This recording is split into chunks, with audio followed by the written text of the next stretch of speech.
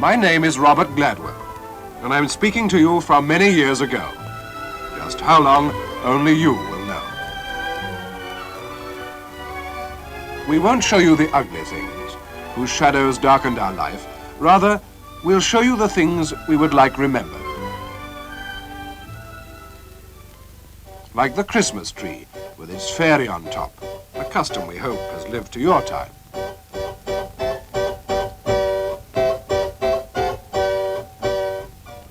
And the sunlit hours of early childhood, for ours is a biased film. The wonders of flight and the marvels of science we left for others to recall.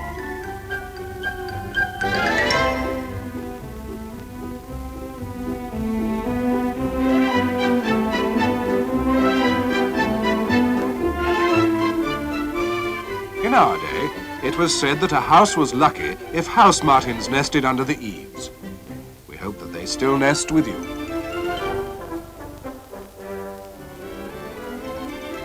Ours was a country where pheasants roamed, and you could wander through open woodland to pick wild flowers, primroses, anemones, and bluebells.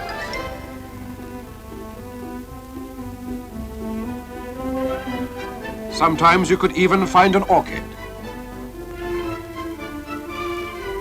There were wild strawberries, which hid on leafy banks and tasted, delicious. In the New Forest, we did our best to preserve a stretch of wild woodland, and the ponies roamed at will.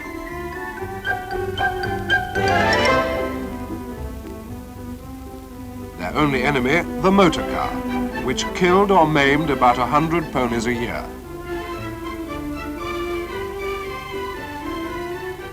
On the verge of the forest, village games still went on in their proper setting, and cricket was something to be enjoyed.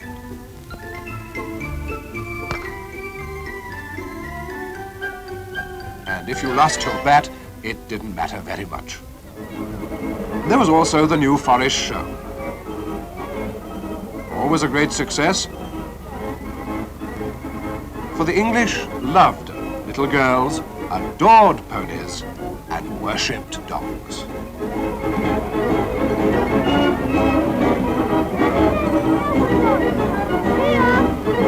But whatever the joys of the land, it was the sea which drew us at holiday time. Sitting on the beach and watching the boats was almost a ritual, and an hour or two's trip in some wheezy and beloved old craft a never-ending delight. All the thrill of sharing the ocean with the Queen Elizabeth could be yours for a shilling or two.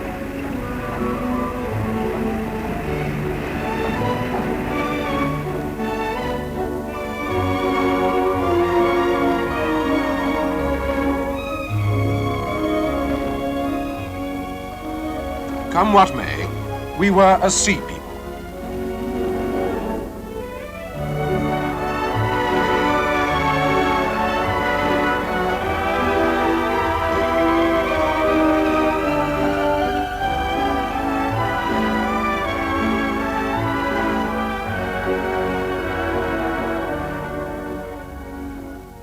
And when it was our friend, we were never happier.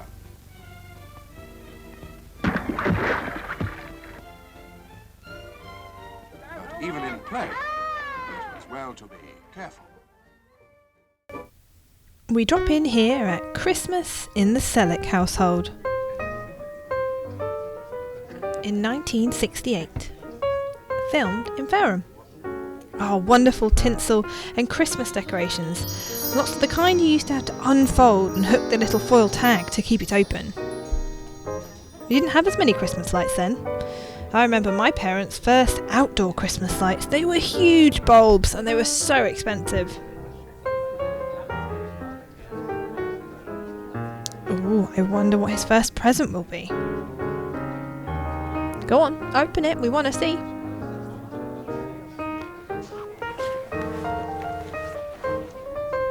Now, it took us a while to figure it out, but it turns out the gift he's opening right now is the Tupperware Do It Yourself playset. You can make all sorts of different animals from the various plastic body parts. Wow.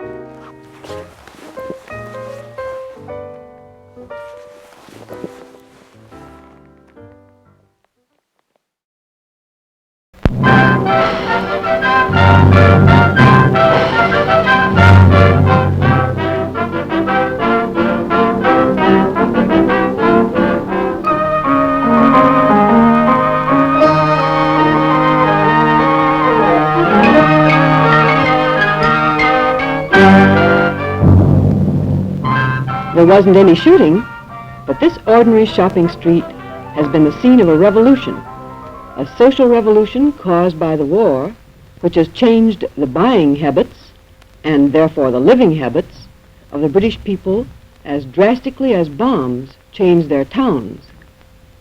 Pre-war, Great Britain imported 2/3 of the food it ate, and it ate pretty well. Mrs. Bill Green, an average British housewife, filled her market basket with her choice of foods brought from all over the world. She bought as much as she wanted of anything she could afford. But on that old system, the British could never have survived the war, so they cut down their food imports by half. They rationed all basic foods except bread and vegetables. They controlled prices strictly. It put the $1-a-day man on an eating level with a $1-a-year man. There are 4 in the Green family. Their basic rations don't amount to much, but they are sure of getting them every week. 2 pounds of sugar, half a pound each week for everyone, half a pound of tea, 2 ounces each, half a pound of butter, half a pound of lard,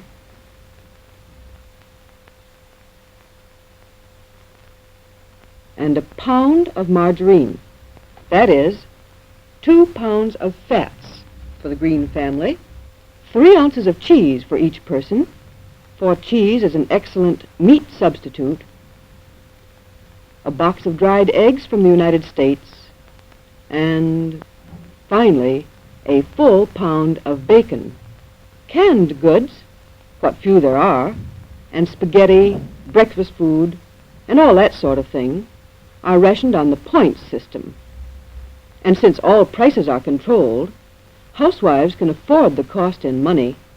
It's the cost in points that's the problem. Threaded wheat, for example, is 3 points. The jar of jam is on the basic ration. When Mrs. Green has collected all her groceries, she has to start thinking about the meat ration. Meat is rationed by value, 23 cents worth for everybody each week. It works out at an average of £1 a week on each individual's plate. While Mrs. Green stands in line, family and his pal have had a good lunch at school, but Jimmy can never get enough candy to fill his sweet tooth. His ration, like everybody's, is only 3 ounces a week. He finished that days ago. But his chum is a hoarder. He has saved a whole month's ration. Saving has always seemed rather an anemic virtue to Jimmy, except at such moments as this. But maybe he can persuade his chum to do a little bartering. Candy is worth more than a penknife in a swap.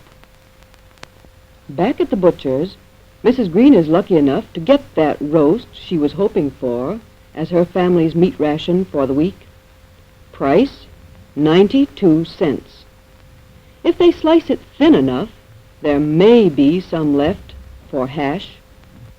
Even though the rest of the family eat their lunches out, Mrs. Green finds that feeding them well when they're at home is no small job.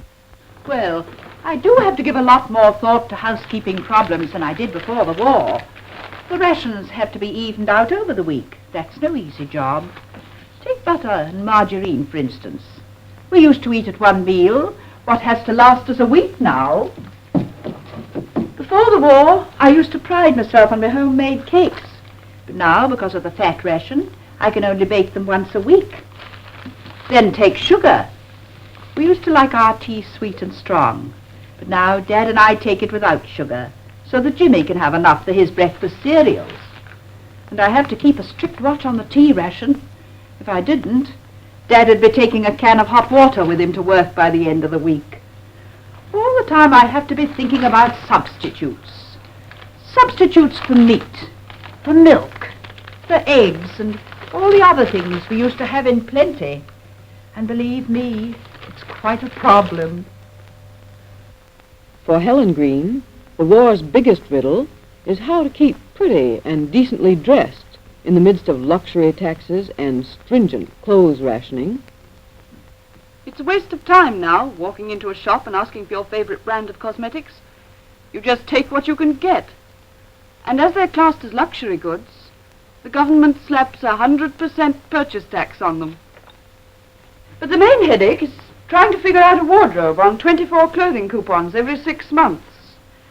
If I want a woolen frock, that takes 11 coupons, leaving me just enough for a pair of shoes and, say, a blouse. Mother takes the other 2 for towels. And of course there's a purchase tax on clothes, too. My last winter coat cost twice as much as I'd have paid pre-war. But when every coupon counts, you can't afford to buy cheap stuff. All women's magazines offer hints, and women have used more ingenuity over their clothes than ever before. They simply have to. with only 24 coupons to spend every 6 months.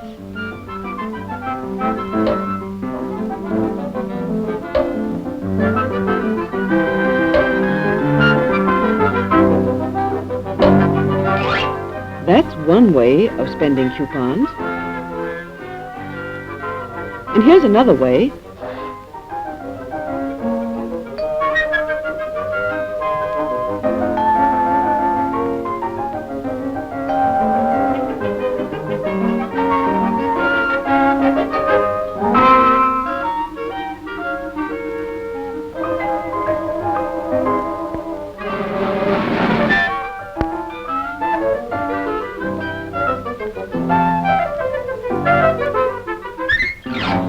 By patching and mending and making things over, women have managed to look neat and fresh on the outside, even if they sleep without nighties and cut down on lingerie.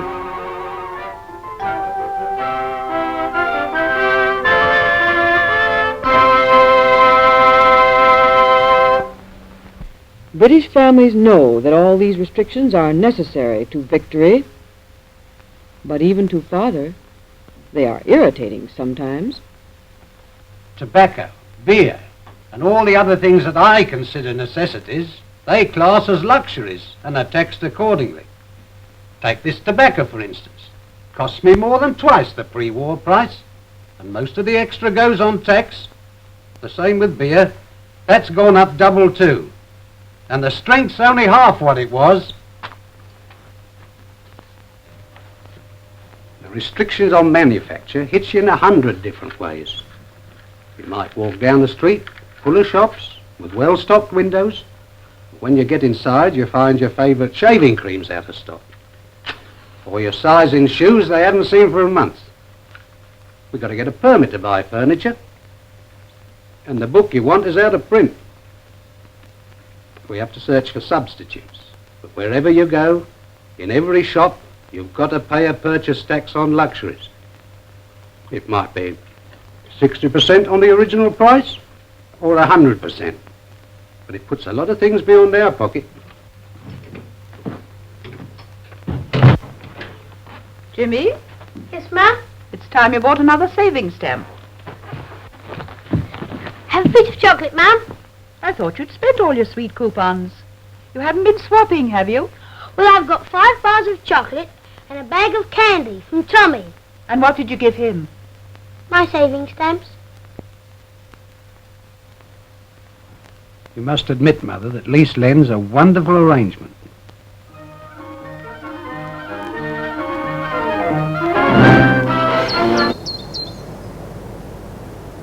Welcome to Eastleigh.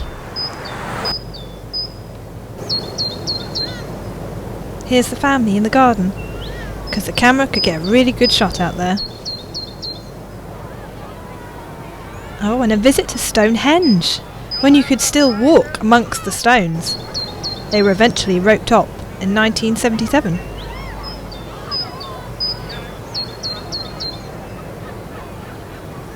Did any of you visit Stonehenge when you could still touch the stones themselves?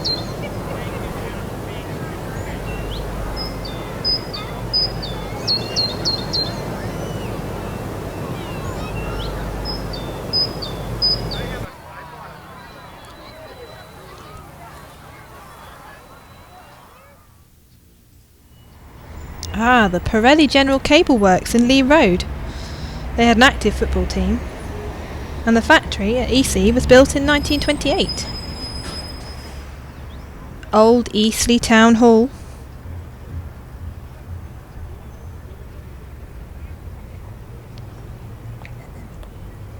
And the Regal Theatre. Fine Fair Supermarket. What a shop front! Look at those neon lights.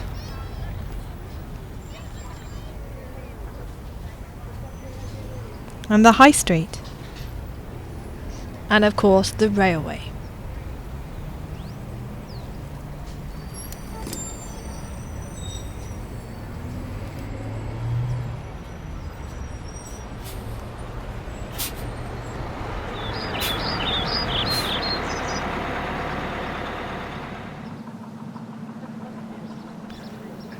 Is this a lambretta?